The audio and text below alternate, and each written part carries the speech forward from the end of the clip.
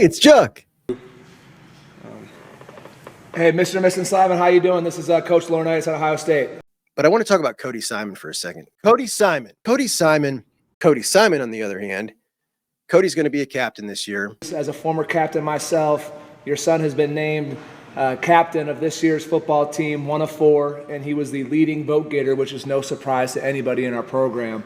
Short area, speed, and change of direction.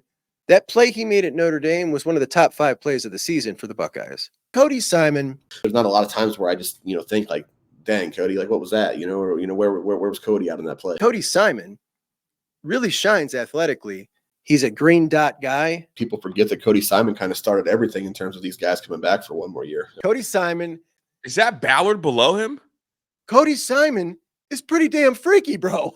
I love Cody Simon's leadership qualities. He's an absolute stud. Yes. We got some great news. I was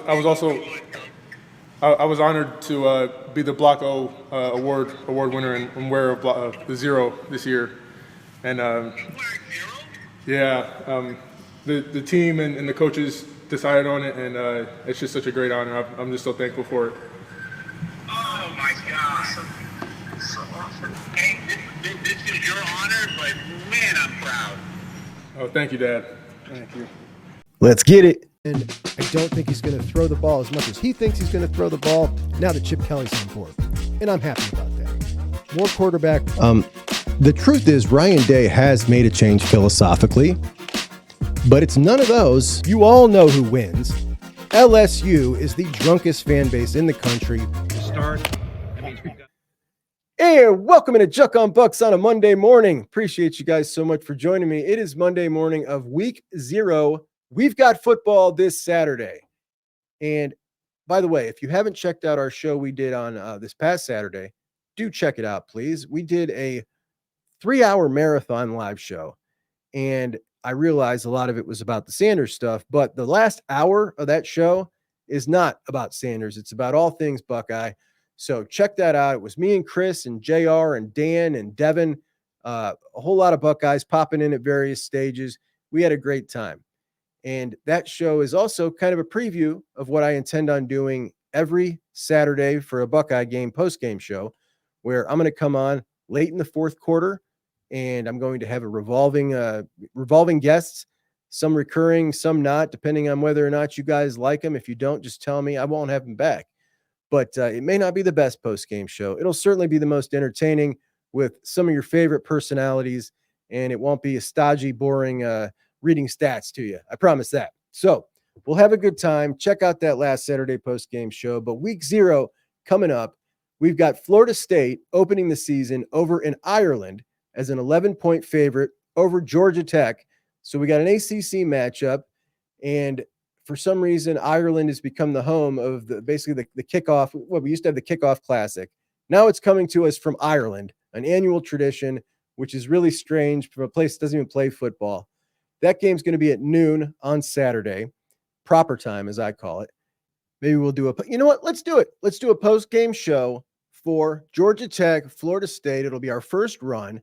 Post-game show next Saturday live after the Florida State, Boston College game, Georgia Tech game to kick off the season from Ireland. I won't be from Ireland. I'll be from Juck Studios, Akron, a wonderful city and a great place to grow up. And we will do a post-game show from here. We got some more games that day that we'll get to after the post-game show as Montana State heads to New Mexico.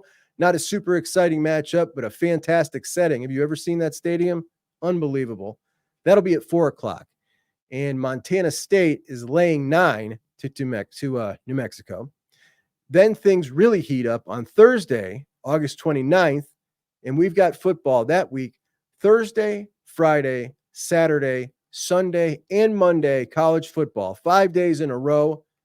The most interesting game on Thursday, an ACC Big Ten matchup, North Carolina and Minnesota, PJ Flex, Dork, and Mac Brown.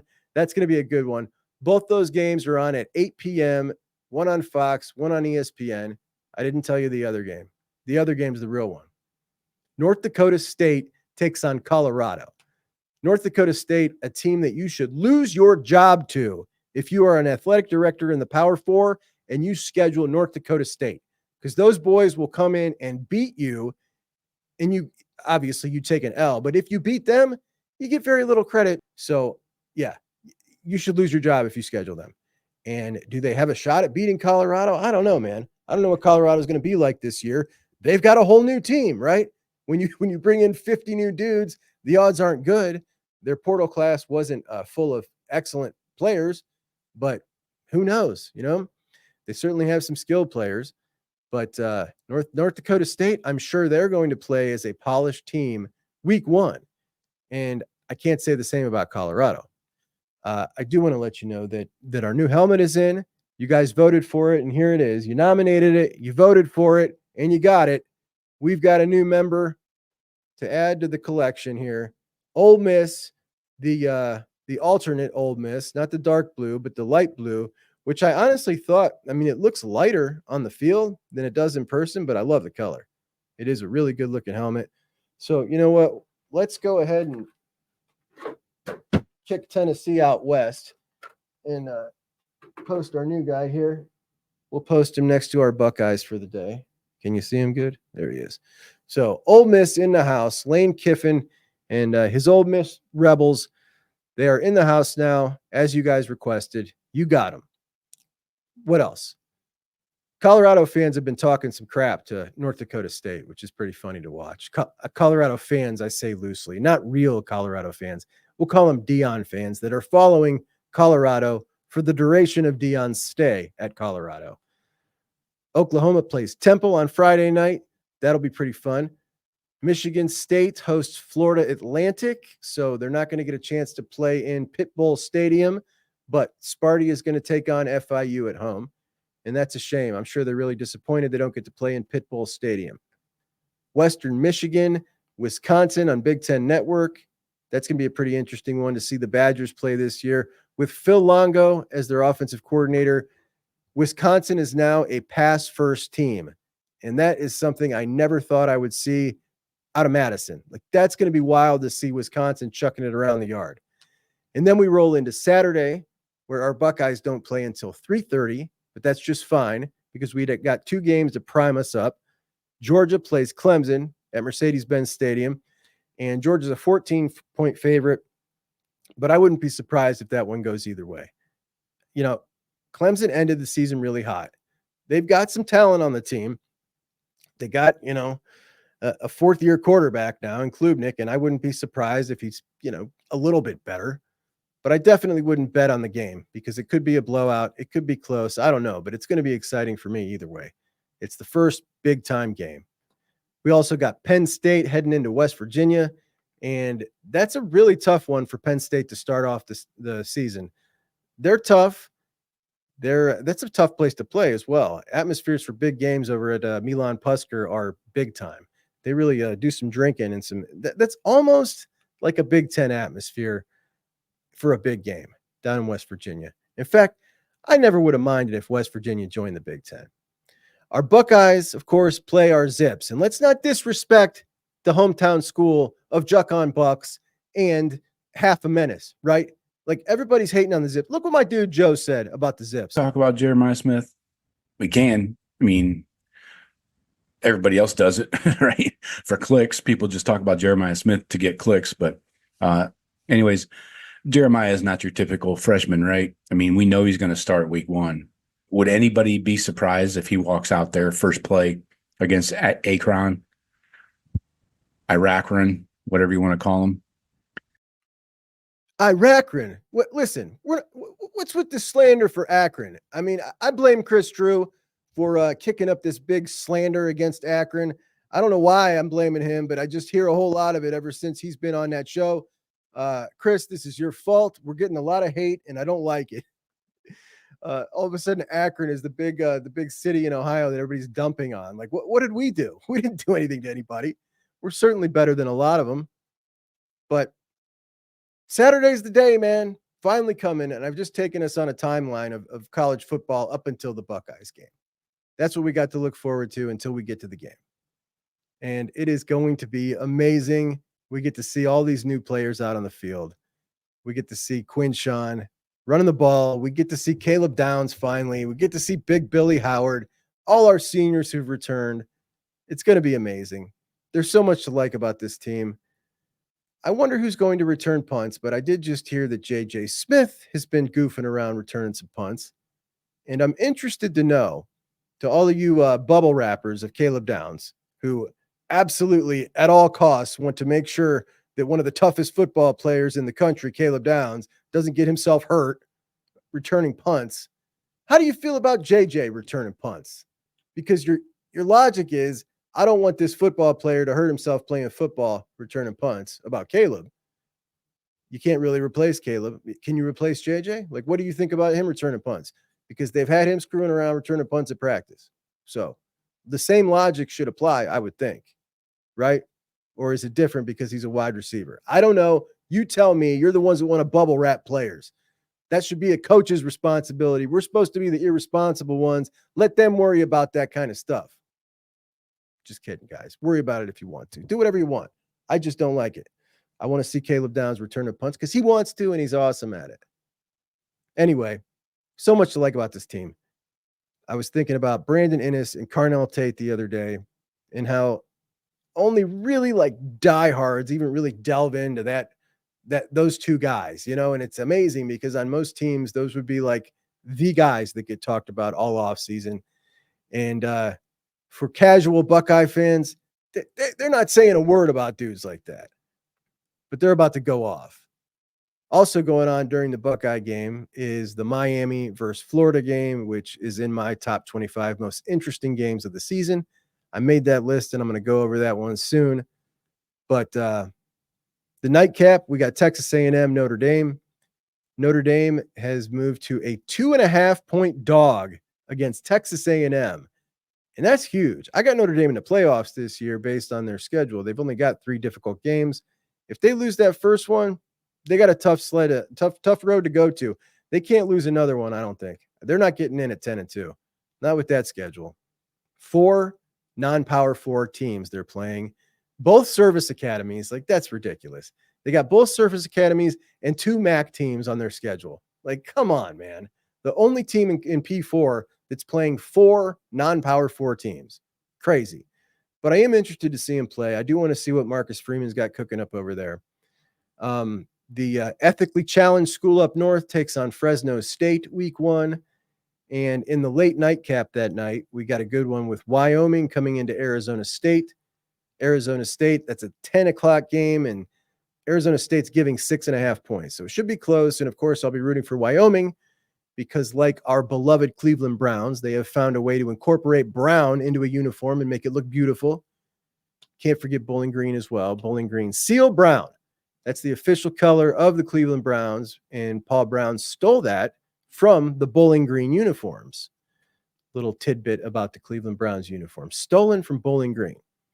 Just like Iowa stole the Pittsburgh Steelers uniforms. And on Sunday, we got an absolute banger as USC and LSU get together in Las Vegas. We'll talk a little bit about that game a little later.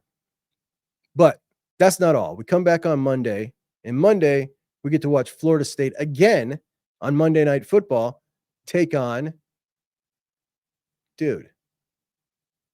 Boston College, of course. They play Boston College. So Bob with his first big game, and boy, was I so angry at him. Can you imagine if Bob hadn't have taken that job to Boston College? We wouldn't have Chip. The outlook would be slightly different, I think, heading into the season without Chip. Chip's made everything better, made me feel much more confident, and I'm sure you as well. I was okay with the Bob situation, but definitely a good deal that he left, and we ended up stumbling upon the best luck ever, Ryan Day getting Chip and being able to totally turn this over without a care in the world about it, move forward in his CEO role. Now, the Buckeyes had themselves a scrimmage on Saturday, and that scrimmage and that particular Saturday every year is just about the most important day of camp. Of course, that means that they had it locked down, no media access, but we did get a few nuggets come out.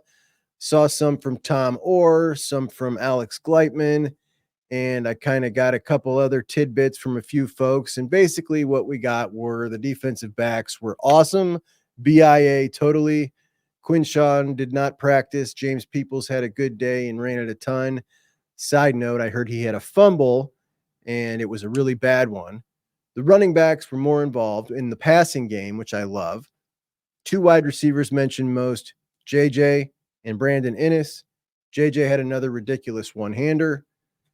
Alex Gleitman's source told him that we should look for JJ to be used in a variety of ways in the offense, whatever that means. I don't know, but that's exciting. More ways, the better for him. Kojo also had another strong day, according to his source, which I can't tell you how surprised I am by all this Kojo stuff lately. Like, Kojo was basically known for dropping balls. And all of a sudden, we've heard Ryan Day, and now we're hearing this anonymous source to Alex Gleitman say the same thing. Interesting stuff. Not a receiver I've ever looked forward to making a big impact on our offense. And that's something. Bryson Rodgers, he's really surprised me too. I'm pretty excited about his game. Guy's fast. He's fast, in and out of those breaks, really nice, runs really crisp routes.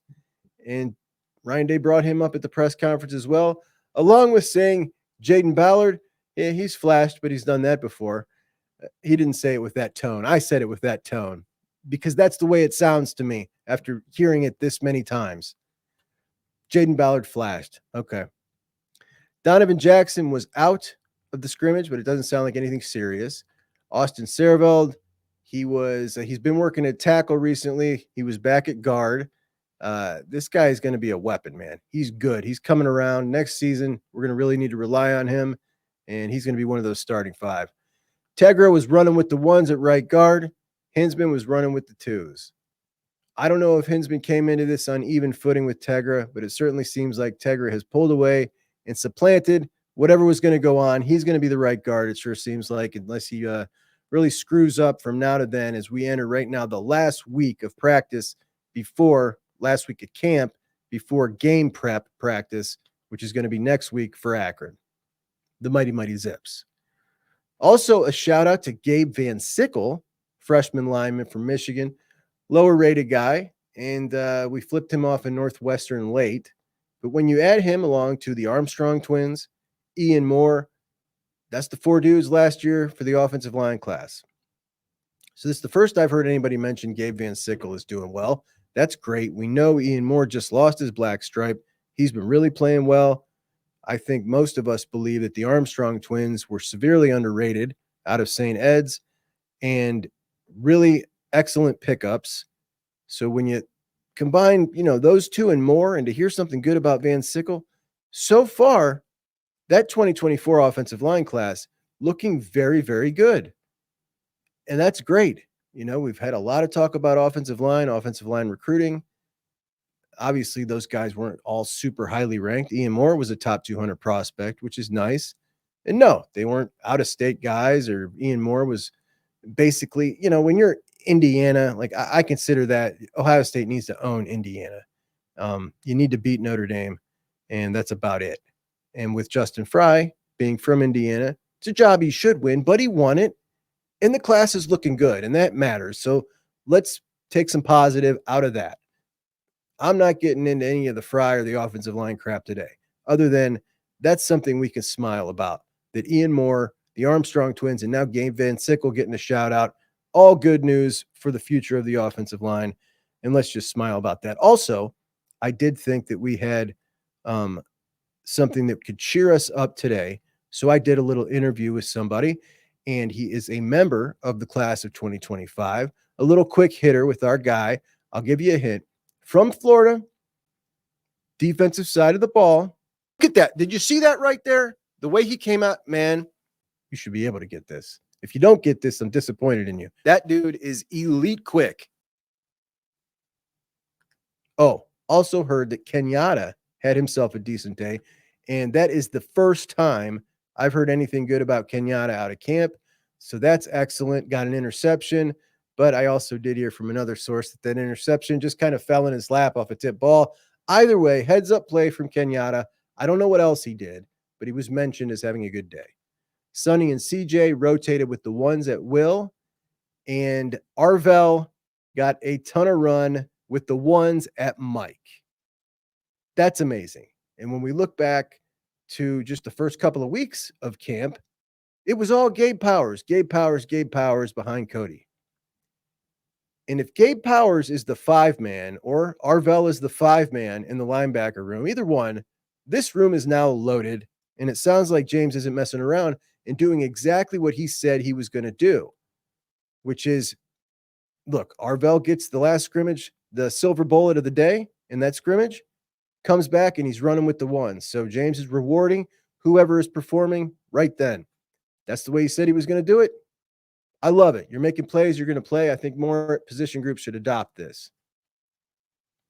Denzel Burke had a nice pick. IGB, Caleb, and Lathan, lockdown city. Also, some more praise for freshman Aaron Scott. 5-star coming along well. Obviously, physically looks like he's there already. Didn't hear of any scraps, and that's good. They scrapped most of camp. Now they're coming together as we get to the end here.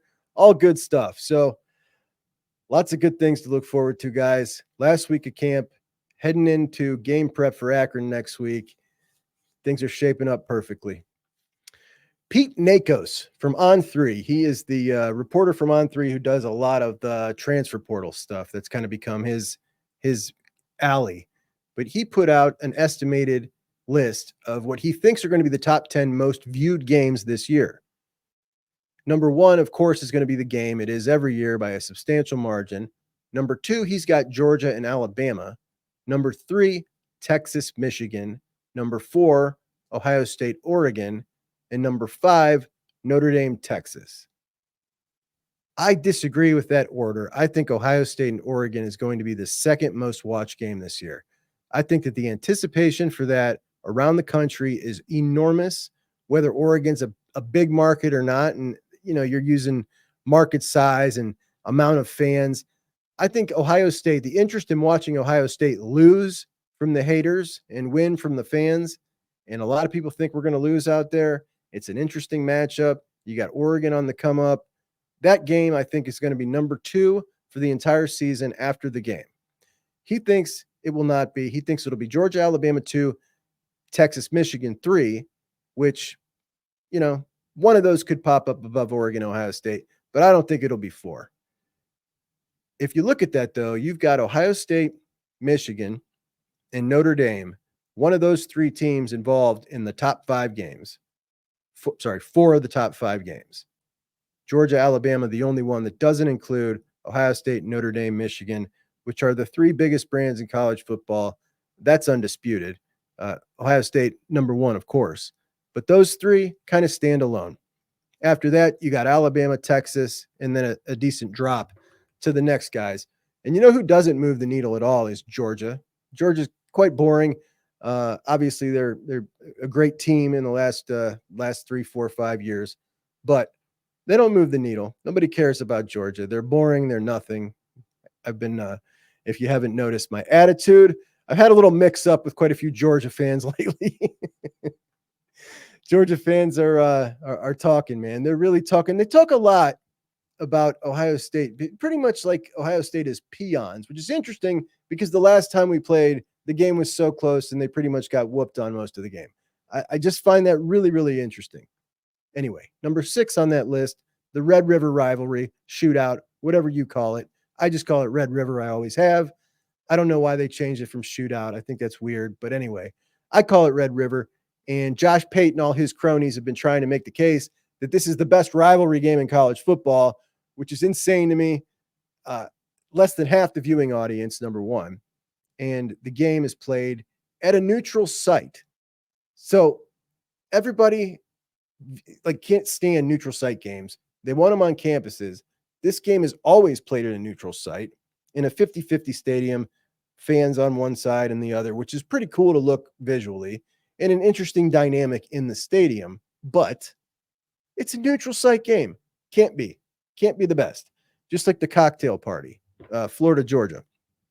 Can't be the best if it's not on a campus. So Texas, Oklahoma, definitely not the best. One that sucks is the Iron Bowl because Auburn usually sucks. So that's a very boring one. Nothing comes close to the game.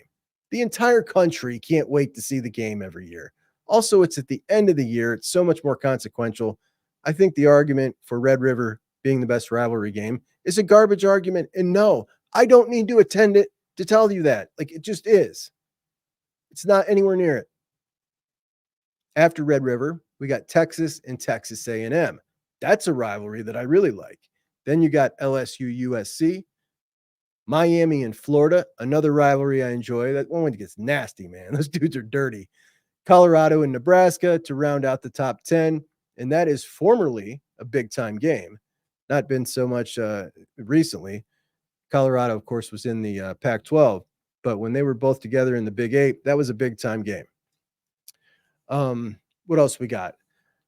Always interesting to me to see what kind of casual flybys enjoy. And all right, so we had Saturday, and it was nasty. And then we had the aftermath and the decompression, and everybody went through it. And I hope got most of it out of our systems. And now, whatever direction they go, we'll talk about it as we move on. But we're getting into football now. I want to kind of just move on from all that negativity. And I thought that a good way, listen, I watched an interview the other day. It just happened to pop up on my feed, and it was from a Rivals camp. We talked about this Rivals camp, and the gentleman at the Rivals camp absolutely destroyed it. We talked about it when it happened. I hadn't caught this interview. And this was the first interview I'd seen. First, I'd heard him talk.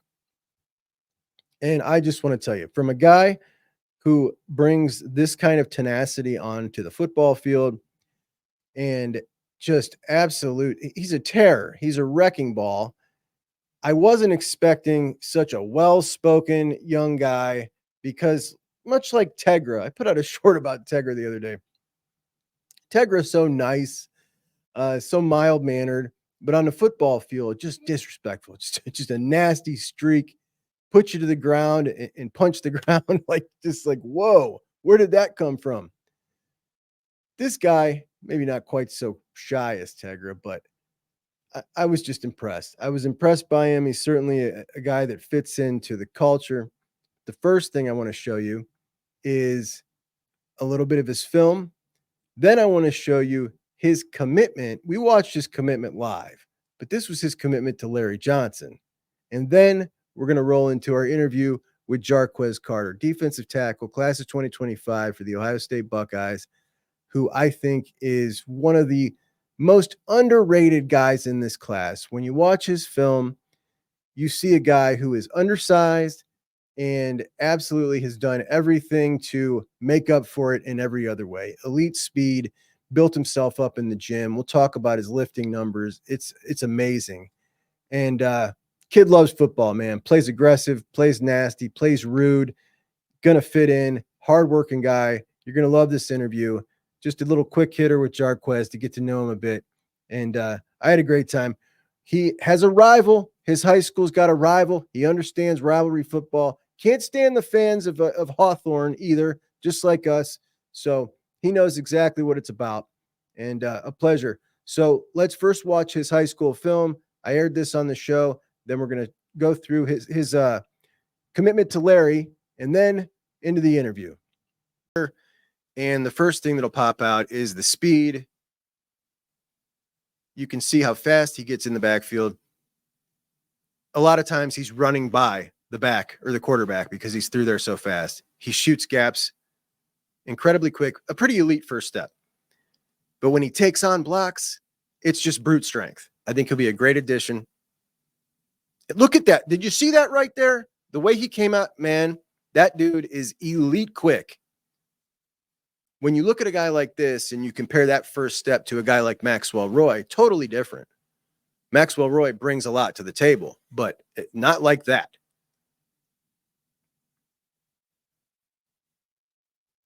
His schools he's interested in, UCF, Florida, Miami, Penn State, I believe, was on there. We don't really have a top two, but most people think that it's Miami and Ohio State here.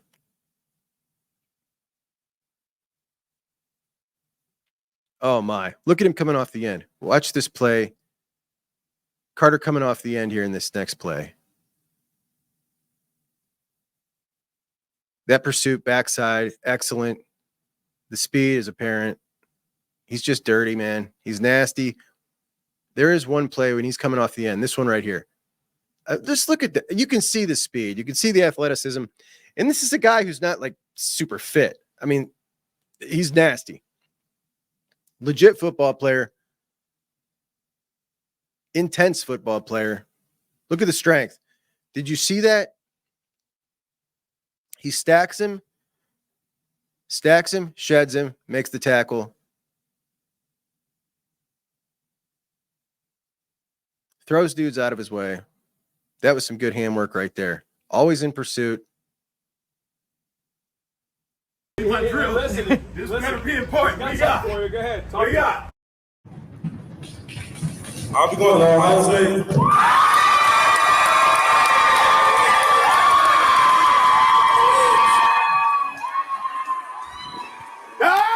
That's what I'm talking about. That's what I'm talking about. Huh? That's what I'm talking about.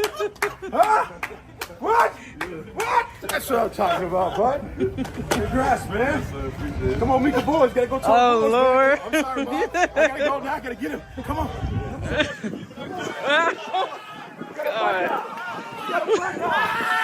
gotta rush it.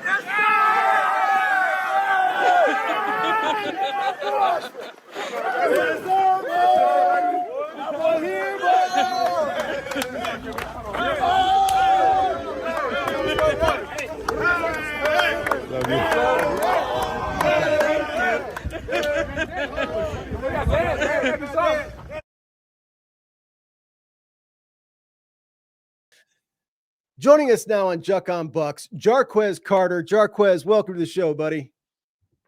Appreciate it. I appreciate you for having me. Thanks so much for joining us. So you are from Newberry, Florida, and you got a college really close by. What's the big university that's close by? UF, University of All Florida. right.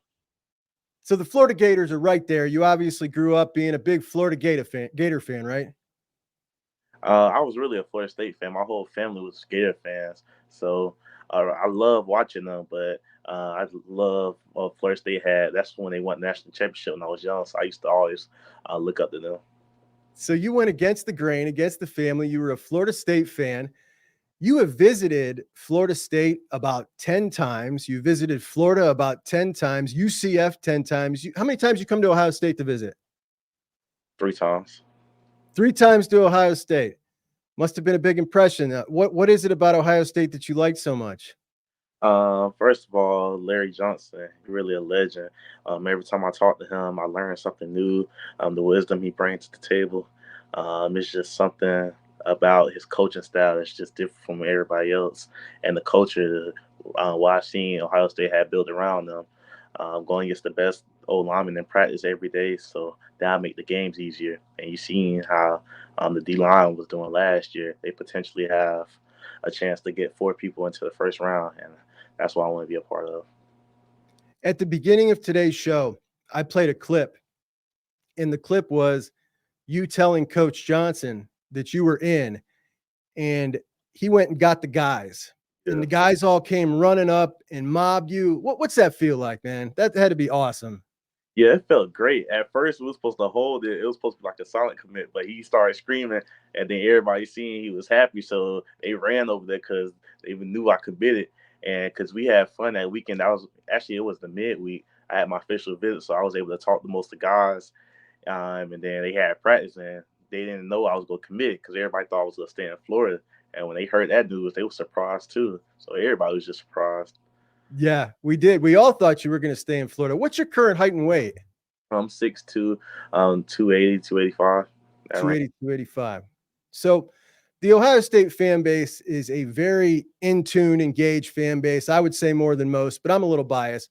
But when you first popped on the scene, obviously, the first thing we do as fans is we go check the rankings. We check the height and the weight. Some commits don't really care about their rankings. Some use it for motivation. I've heard you say before, I want to be a 5-star when this is all done. It seems to me like that's something that juices you up and gets you motivated. It do get me motivated, but at the end of the day, I really don't care about it because I'm going to show who I am when I get on the field, when I go to college. A lot of people say, oh, he won't come in as a guy that's going to get on the field. I promise I'm gonna prove that to you when you see me as a freshman making plays. So I use that as motivation. That's the main thing I use it as. Love it. I want to congratulate you. Recently, Rivals put you in their top 100 overall after they saw you at their camp, which you did an interview at that camp that I loved. And I was like, I'm going to get this guy on the show because we all need cheered up after we got some bad news yesterday in recruiting. Obviously, you're a little shorter than ideal, what people would say is ideal. And that's probably the only reason they've dinged you. But so was Aaron Donald. Do you have a player that you look up to, someone you model your game after? Definitely Aaron Donald. Who else? Jalen Carter, and the one from the Jets, Quincy Williams, I think. Quentin Williams when he was with Alabama. Watch his film. Yeah. That would be good company. So good guys to emulate. I put on your tape a couple times here. We even carried your commitment live here on the show. I was very excited for you throughout this process because when I look at you, I not only see a guy with an elite first step, you obviously got crazy strength. You bench 225 for 27 reps, which by the way would be third on the current roster of the team, 22-year-olds. Okay. Obviously crazy impressive, but you know how to use it and you know when to use each one. You're not you just don't rely on your strength. You just don't rely on your first step. You mix it up really well, but what really stands out is how much you seem to really love the game. You play with passion. You're fired up all the time. Tell me about football, when you started playing, what the game means to you. I started playing football around 5, 6, around that range. We went by weight. I was living down south at that time, and we went by weight. So when I was 5, 6, I was real big. So I was playing with guys 2 years older than me. So I had to mature. When I first played, it was kind of hard because all these guys around 8, 7, 9, so they was more mature than me, faster than me. So I had to wake up. I had to wake up fast. So by me always playing with older guys, that kind of helped me when I got to high school because Right. I'm already prepared. I already know how to play against people older than me. So I appreciate my granddad for starting me at that age. That's awesome. I bet you were a big kid. So this next question is always one that amuses me. Well, all of us up here. I talked to a lot of recruits. Clinton Portis' son told me just a couple weeks ago that he thought Ohio was nothing but cows. You're a Florida dude. What was your impression when you were first going to come up to Ohio State, of Ohio in general? They invited me to a game, and then at first, son was like, "Oh, all these schools invite me to a game," but something just said, "Just go to the game." So I told my mom, and she was excited because she always wanted to go to a Ohio game. We went to the game. I think it was against Minnesota. When I first got there, I was like, "Oh, this might be just a city full of mountains." And then I didn't really get to see the city the first time I went there. During the game, it was a great game. That was my first ever Big Ten game. It's just something about Big Ten games that's just fun. It was loud. The the fans was going crazy. And then I got an offer after the game. And they was said, because you was interested in us, we gonna show interest in you. And Coach Larry Johnson was saying he loved my film. He just needed me to come up for a visit, and he offered me. But my official visit, that's when I really was able to see the city. And I didn't know it was a big city like that. Downtown, I didn't know it was that big. So the official visit kind of opened my eyes to, like, at first I was thinking, like, do I really want to come to this town? I'm here for 4 years, so far away from home. I don't know, like, this is too quiet compared to like where I'm from. And when I seen the downtown and like how big the city is, how it's a difference between the college campus and everything else, I was like, oh, this feel like home kind of. So Nice. helped a lot too. You got the Duval shirt on. You a Jaguars fan? I got this from the Rivals camp. I'm a Ravens fan. Geez. You play for Newberry, Newberry High School. Do you guys have a rival? Yes, Hawthorne. I'll say I saw rival Hawthorne. Yeah. How'd it go last year? Did you win? We played them 2 times. We lost both times. We lost 21-7 in the playoffs to them. Are their fans really obnoxious and annoying? Bad. Yeah. The thing is, 3 of they top guys played with me at Newberry our freshman year. And then after that year, we kind of split up. They went to Hawthorne, and we all grew up. We all played Little League together. So that's why it's kind of like a rivalry for Newberry, because we split up and we all grew up together. So we trying to just give each other back. Well, you're going to fit in really well up here, and you understand what rivalry football is all about. I definitely wish you good luck against Hawthorne this year. We are so excited to have you. One thing that you're going to understand quickly about Ohio State and everybody in Ohio is we love our Buckeyes, and we take care of our guys long after football is done. You made the right choice, that's for sure, especially playing for Coach Johnson. And we really appreciate you coming on and joining us and cheering us up a little bit. You were awesome. One more thing on your way out. What can we expect out of Jarquez Carter as a Buckeye? Person, motivated person that's going to just do whatever it takes to get better. Person that love the game. I study the game all the time. I love talking about football. Love educating people that don't know football about football. I love just sitting down and watching film. Person that's a good character too. I may be a mean person on the field, but if you just talk to me, sit down, talk to me, I'm a person that's a cool person to be around. Another thing to say is, yeah, that's it right now. That's great. That's perfect, buddy. Really appreciate you. OH. Me. Oh, it's IO. IO, my guy. You got it. Thanks, Jarquez. We'll talk to you later, buddy. Jarquez Carter, man. Love that kid. Thought that might get you guys in as good of a mood as it got me in after the stuff with Sanders. So great kid, well-spoken, serious about his work.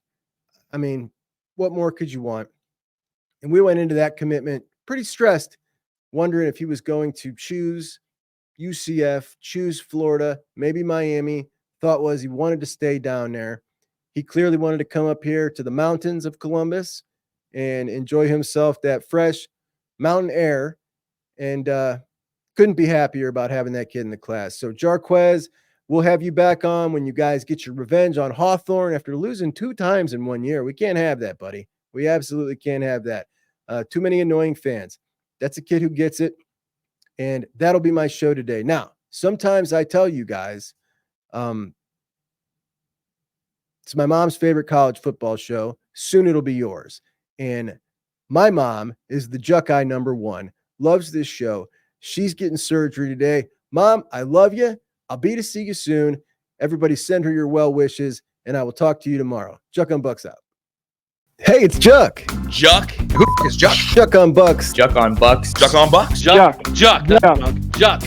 Juckonbucks. My guy Juck. Juckonbucks? My buddy Juck. Juck is the Juck. It's Juckonbucks. Okay. Juck is junk. The Juckeyes. Juckeye. Juckonbucks. Junk. Juck. Not junk. Juck. This is what I'm talking about when I talk about the regular season being diminished. Imagine if Bob does upset Florida State. Florida State is still in perfect position to make the playoff, and that's what I hate.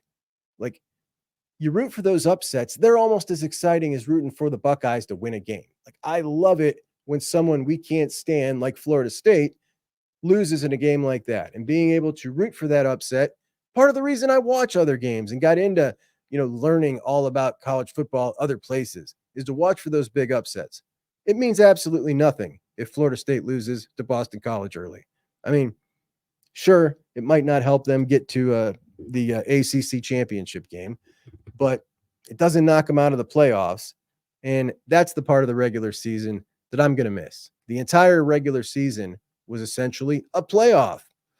Anyway, they still could have preserved that if they would have gone to 6 or 8. They went to 12, whatever. I'm not going to whine about this all season. Just telling you, like, this is the very first instance I'm realizing, like, it doesn't matter if Bill O'Brien and Boston College pull off the upset here.